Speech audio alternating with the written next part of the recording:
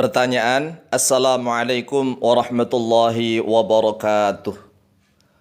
Kami, para pegawai, karyawan, dan para pekerja di wilayah DKI Jakarta sudah menjadi langganan macet kendaraan. Kami seringkali ketinggalan waktu sholat maghrib karena waktu kami pulang kerja sekitar jam 5 sore dan seringkali macet di jalanan. Kami sampai di rumah sekitar jam 7 malam, bahkan jam 8 malam. Sehingga kami seringkali ketinggalan waktu sholat maghrib. Padahal jarak tempat kerja dengan rumah kami kurang dari 80 km. Bahkan ada yang berjarak hanya sekitar 20 km. Pertanyaan kami, apakah kami boleh menjamak takhir antara sholat maghrib dengan sholat isya, ataukah kami harus selalu mengqadha sholat maghrib? Karena setiap masuk waktu sholat maghrib, kami masih selalu terjebak macet di jalanan hingga waktu sholat maghrib habis. Mohon jawaban dan penjelasannya. Atas jawaban dan penjelasannya, kami sampaikan terima kasih. Teriring doa jazakumullahu khairan katsira wa ahsanal jaza. Wassalamualaikum warahmatullahi wabarakatuh. Waalaikumsalam warahmatullahi wabarakatuh. Baik. Bismillah walhamdulillah. Wassalatu wassalamu ala Rasulillah Sayyidina wa maulana Muhammad ibn Abdillah wa ala alihi wa sahbihi wa mawalah. Wala hawla wala quwwata illa billah, amma ba'd. Fa'lamu rahimakumullahu ta'ala anna ba'dal fuqaha'i jawazu jam'a sholati fil hadari lil hajati liman la yattakhidhuhu 'adatan, kama qala al-imam an-Nawawi rahimahullahu ta'ala fi syarhi sahih Muslimin. Wa dhahaba jama'atun minal a'immati ila jawazil jam'i fil hadari lil hajati liman la yattakhidhuhu 'adatan, wa huwa qaul ibn Sirina wa ashhaba min ashabi Malikin, wa hakahu al-Khattabi 'anil Qaffali wasyasi min ashabi Syafi'i radhiyallahu an, wa ikhtarahu Ibnul Mundhir. Saudaraku kaum muslimin wal muslimat rahimakumullah, yang perlu difahami adalah perbedaan syarat-syarat antara dibolehkannya mengqashar sholat dengan syarat-syarat dibolehkannya menjamak sholat. Karena syarat-syaratnya itu tidak semuanya sama, tetapi ada beberapa syarat yang berbeda, yaitu syarat qashar sholat harus ada safar atau bepergian dengan jarak tempuh lebih dari 16 farsakh atau lebih kurang 81 km. Sedangkan jamak sholat itu tidak harus selalu adanya safar atau bepergian. Akan tetapi tanpa adanya safar atau bepergian pun boleh dan sah. Boleh dan sah menjamak sholat, seperti adanya hujan atau sakit atau adanya hajat kebutuhan yang sangat penting. Dengan syarat bahwa tidak boleh dijadikan adat kebiasaan. Artinya, walau tanpa adanya hajat kebutuhan, namun sengaja menjamak sholat, maka tidak boleh. Oleh sebab itulah, bagi orang-orang yang sering terjebak macet kendaraan di jalan, maka boleh menjamak sholat. Boleh dan sah. Boleh dan sah menjamak sholat antara sholat maghrib dengan sholat isya setelah sampai di rumah dengan niat jamak takhir. Oleh sebab itu, ketika masuk waktu sholat maghrib sedangkan kondisi masih di jalanan, maka sebaiknya segera niat menjamak sholat maghrib dengan sholat isya dengan niat jamak takhir. Karena syaratnya jamak takhir adalah harus niat pada masuknya waktu yang pertama.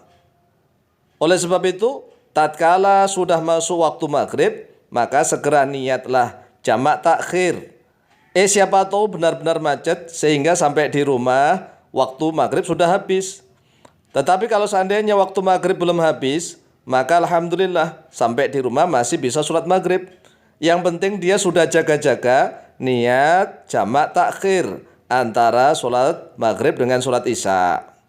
Dan usahakan jangan selalu mengkodok sholat. Ya, jangan selalu mengkodok sholat maghrib.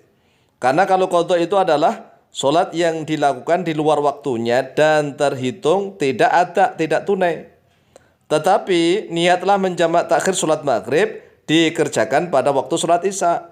Kalau niatnya jamak, walaupun sholat maghrib dilakukan pada waktu isya, tetapi itu terhitung tidak kodok. Jadi terhitungnya tunai. Adapun dasar ibaratnya bisa kita bacakan di dalam kitab Syarah Sahih Muslim. Qala al-Imam An-Nawawi rahimahullahu ta'ala fi syarhi Sahih Muslimin. Telah berkata oleh Imam An-Nawawi rahimahullahu ta'ala di dalam kitab Syarah Sahih Muslim. Wa dhahaba jama'atun, dan telah berpendapat oleh sekumpulan ulama minal a'immati dari para imam ila jawazil jam'i, kepada bolehnya menjamak solat fil hadari, di dalam keadaan hadir, tidak bepergian, lil hajati, karena suatu hajat kebutuhan, liman, bagi orang la yattakhidhu, yang tidak menjadikan oleh dia manhu pada jamak solat adatan, pada suatu adat kebiasaan. Wa huwa qaul Ibnu Sirina, bermula dia kebolehan menjamak solat fil hadar, yaitu pendapatnya Imam Ibnu Sirin, wa syaba min ashabi Malikin, dan pendapatnya Imam Ashab dari ashabu Malik, mazhab Maliki. Wa hakahu al-Khattabi, dan telah menghikayatkan padanya jawazul jam'i oleh Imam Al-Khattabi anil Qafali, dari Imam Al-Qafal, wa Syashi, dan dari Imam Asyashi, min ashabi Syafi'i, dari ashabu Syafi'i, artinya dari para ulama mazhab Syafi'i. An Abi Ishaq, dari Abi Ishaq Al-Marwazi, an jama'atin min ashabil hadis, waqtara, dan telah memilih pada qaul Ibnul Mundhiri oleh Ibnu Mundhir. Wa yu'ayyiduhu, dan menguatkan kepada pendapat dhahiru qaul Ibnu Abbasin, oleh nampaknya atau zahirnya perkataan Ibnu Abbas radhiyallahu anhuma. Arada alla yukhrija ummatahu, arada mengendaki oleh Rasulullah SAW, alla yukhrija, pada sekiranya tidak mengeluarkan oleh Rasulullah ummatahu, pada umatnya. Falam yu'allilhu, maka tidak mengilatkan pada Ibnu Abbas pada solat kebolehannya jamak bimaradin, dengan sebab sakit, wala ghairi, dan juga tidak sebab dengan yang lainnya. Wallahu ta'alam, kata Imam An-Nawawi. Adapun dalil hadisnya bisa kita bacakan sebagai berikut. An Abdullah bin Abbas radhiyallahu anhu qala, telah diriwayatkan dari Abdullah bin Abbas radhiyallahu anhu, beliau telah berkata, shalla Rasulullah sallallahu alaihi wasallam, telah solat oleh Rasulullah sallallahu alaihi wasallam adz-zuhra, pada salat zuhur, wal asra, dan pada salat asar, jami'an, dalam keadaan bersama-sama, wal maghriba wal isya jami'an, dan pada salat maghrib dan isya bersama-sama, fi ghairi khaufin wala safarin, di dalam tanpa adanya khauf, ketakutan, wala safarin, juga tanpa adanya bepergian. Akhrajal Bukhari, akhraja, telah mengeluarkan pada hadis Al-Bukhari oleh Imam Bukhari nomor hadis 1107, wa Muslimun, dan oleh Imam Muslim nomor hadis 705. Wal lafdhu lahu, dan bermula lafaz ini, hadis ini, lahu, yaitu miliknya Imam Muslim. Wa fi lafdhin qala Ibnu Abbasin, dan yaitu tetap di dalam suatu lafaz yang lain telah berkata oleh Ibnu Abbas, jama'a Rasulullah sallallahu alaihi wasallam baina adh-dhuhri wal 'ashri wal maghribi wal 'isya'i bil Madinati min ghairi khaufin wala matarin. Telah menjamak oleh Rasulullah SAW di antara sholat duhur dan sholat asar, dan di antara sholat maghrib dan sholat isya bil Madinati, di kota Madinah, min ghairi khaufin wala matarin, tanpa ada sebab takut, khauf, dan juga tanpa ada sebab hujan. Akhrajahu Muslimun, akhraja, telah mengeluarkan pada hadis Muslimun oleh Imam Muslim nomor hadis 706. Qala Abu Zubair, telah berkata oleh Abu Zubair, fasaltu Sa'id bin Jubairin, lalu bertanya oleh aku pada Sa'id bin Jubair, lima fa'ala dzalika, mengapa mengerjakan atau berbuat oleh Rasulullah SAW dalika pada itu?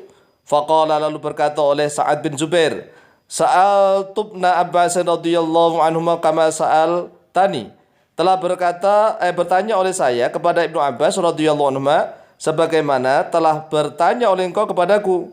Faqala, lalu berkata oleh Ibnu Abbas radhiyallahu anhuma, arada alla yukhrija ahadan min ummatihi.